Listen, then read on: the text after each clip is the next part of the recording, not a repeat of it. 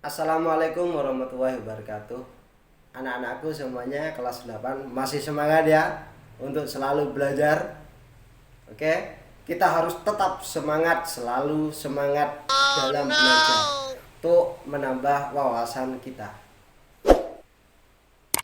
Untuk kali ini saya akan menyampaikan tentang sejarah kebudayaan Islam, yaitu ulama ahli hadis pada masa dinasti Abbasiyah. Anak-anakku sudah paham semuanya. Ilmuwan dinasti Abbasiyah itu mulai dari Ibnu Sina dan lain sebagainya. Dan sekarang saya sedikit menyampaikan tentang ulama-ulama ahli hadis yang dikenal dengan muhaddisin ya pada masa dinasti Abbasiyah. Kalau nanti kelas 8 semester 2 itu mungkin dinasti Ayyubiyah, juga ada ulama-ulamanya siapa. Karena sanad ini tidak boleh putus. Mata rantai ini tidak boleh putus. Ya.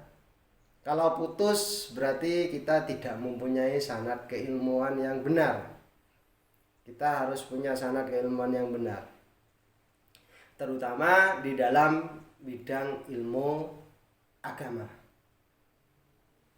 Oke, saya sampaikan ulama ahli hadis.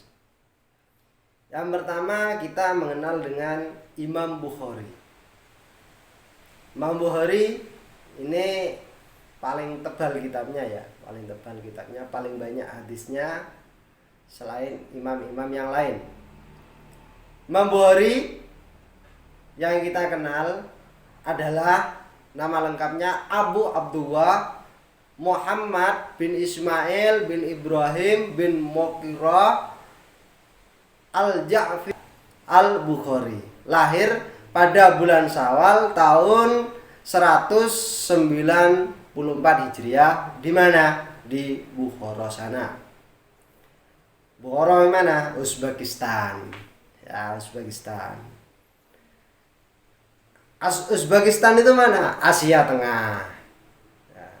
Negara Asia Tengah ya podo. Ya.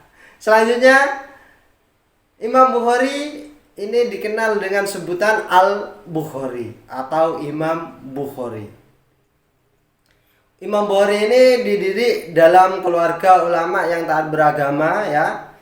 Dalam kitab As-Siqat, Ibnu Hibban menulis bahwa ayah Imam Bukhari ini dikenal sebagai seorang yang wira'i. Ya, wira'i, hati-hati dalam segala hal. Seorang ulama bermadhab Maliki dari Imam Malik madhabnya. Ya, 4 madhab ini lebih dulu dari ulama ahli hadis. Nah, Imam Bukhari saja ini madhabnya Syafi'i. Ya. Ulama besar ahli fikih. Ya. Ia wafat ketika Imam Bukhari masih kecil. Ayahnya wafat ketika Imam Bukhari masih kecil. Imam Bukhari sudah melakukan pengembangan menuntut ilmu sejak umur 10 tahun. Bahkan kalau Imam Syafi'i kita mengenal umur 7 tahun sudah hafal Quran. Seperti itu ya. Oke. Di antaranya ia pergi ke Bakhel dan juga Naisabur. Untuk apa? Untuk belajar ilmu.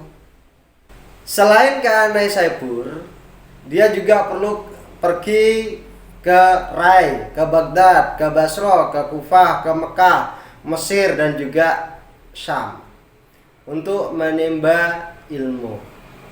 Jadi kalian nanti kalau sudah lulus dari MTS ini, sampean mau belajar kemana silakan ya, cari ilmu, cari guru yang baik, cari guru yang sanad keilmuannya tidak diragukan lagi ya. Banyak ulama-ulama kita, ulama-ulama yang sanad keilmuannya sampai kepada Rasulullah Shallallahu Alaihi Wasallam.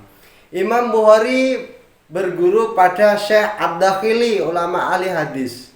Pada masa Imam Bukhari umur 16 tahun. Ia sudah berkunjung ke kota suci Mekah dan Madinah untuk mengikuti kuliah dari para guru besar hadis.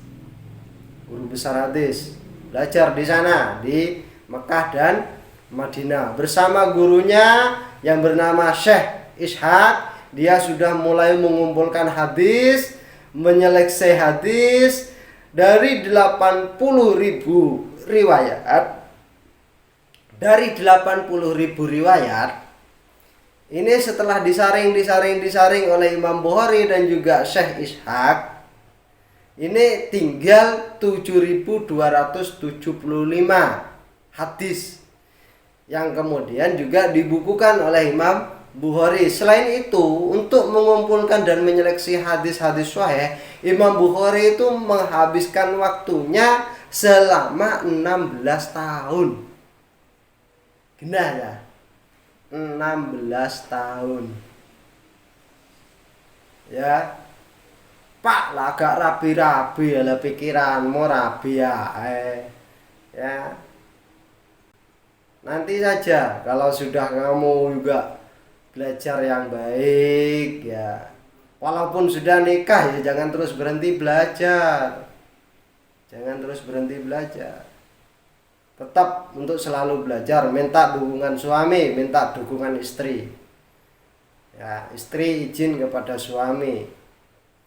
Kenapa? Kalau kita mempelajari ilmu pendidikan, seorang istri itu kalau mau belajar, kalau sudah bersuami, kalau mau belajar itu harus izin dulu pada suaminya. Caranya gimana? Mas, waraono aku bab head misalnya. Kok gak iso ngilmune sing lanang? Berarti Mas izin aku tak belajar nggone bunyai kae. Bunyai kono ben paham. Ya, kita banyak itu masalah agama yang belum kita pahami. Kadang sudah kita pelajari tapi kita lupa. Nah, ini perlu diingat-ingat kembali. Jangan Pak sudah dipelajari males buka lagi. Terus seperti itu. Ulama-ulama ahli hadis yang disinggahi selama 16 tahun oleh Imam Bukhari ini mana saja? Ya. Banyak sekali. Ya, di antaranya adalah Basrah, Mesir, Hijaz. Hijaz itu mana? Mekah dan Madinah, Kufah, Baghdad sampai Asia Barat. Asia Barat. Tapi kalian sekarang harusnya bersyukur ya. Sekarang itu ulama-ulama Indonesia yang mumpuni. Keilmuannya itu banyak sudah. Banyak. Ya sudah juga kuliah di Mesir pulang ke Indonesia. Pondok-pondok pesantren itu pondok-pondok terdekat kita itu keilmuannya yang sudah menguasai kitabnya Bukhari, menguasai kitabnya Muslim. Itu banyak di Indonesia sudah. Cuma nggak kelihatan gitu loh. Nggak ngetok nih. Di antara ulama ahli hadis yang menjadi gurunya Imam Bukhari adalah itu banyak sekali. Di antaranya Ali bin Al-Madani, Ahmad bin Hambal, dan juga Yahya bin Ma'in, Maki bin Ibrahim Al-Bakhi, Muhammad bin Yusuf Al-Baikandi. Selain itu banyak ahli hadis yang berguru kepadanya. Ya, di antaranya Syekh Abu Zahra, Abu Hatim Tirmidzi, Muhammad Ibn Zar, dan juga Imam Muslim. Imam Bukhari ini merupakan ulama hadis yang banyak menulis kitab-kitab hadis, yang kitab-kitabnya juga menjadi rujukan ulama-ulama dan juga umat Islam seluruh dunia, termasuk di Indonesia. Jenis seluruh dunia ya, se-Indonesia masuk dunia. Ngono lho ya. Ya, ben paham. Ojo kita belajar sedikit demi sedikit untuk memahami itu. Ya. Gak iso kita langsung tol, enggak bisa. Pak, langsung besok saja Pak, sekalian semuanya 1 minggu diselesaikan dalam 1 hari. Tidak bisa ya. Jadi kalian harus memang setiap hari kerjakan, setiap hari dipelajari. Hari ini SKI, hari ini dipelajari, besok Vicky dipelajari. Kalau sambil langsung 1 minggu atau 3 hari SKI Vicky, kedalak matematika jadikan 1, bubra sampean, gak kuat, stres iso-iso. Oh no. Makanya perlu ada penjadwalan seperti itu, ya. Kecuali kalau kayak di pondok itu sudah terlatih 24 jam belajar gitu ya. Beda ini juga. Di Indonesia, kitab-kitab Imam Bukhari yang menjadi rujukan umat Islam, terutama umat-umat para ulama yang berada di pondok pesantren, yang juga masih memegang kesohihannya, kemurniannya, ya, kemurniannya, diantaranya kitab Sahih Bukhari, Al-Adab Al-Mufrad, Ad-Du'afa As-Shaghir, At-Tarikh As-Shaghir, At-Tarikh Al-Awsat, At-Tarikh Al-Kabir, At-Tafsir Al-Kabir, Al-Ilah Raf'u Yadain, dan lain sebagainya. Ini sampean bisa buka di dalam buku SKI terbitan Kementerian Agama.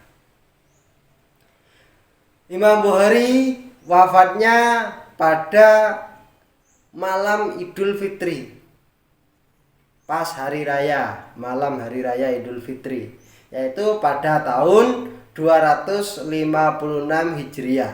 Usianya pada usia 62 tahun.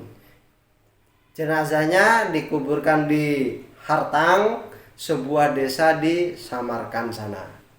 Ya, berada di Samarkand sana. Oke, anak-anakku, itu sekilas dulu sejarahnya Imam Bukhari. Nanti kita akan lanjutkan dalam video-video berikutnya, yaitu Imam Muslim, At-Tirmidzi, An-Nasai. Yang penting kita tetap semangat belajar, kita jangan putus asa untuk selalu belajar. Itu saja dari saya, kurang lebihnya mohon maaf. Wallahul muwaffiq ila aqwamit thoriq. Wassalamualaikum warahmatullahi wabarakatuh.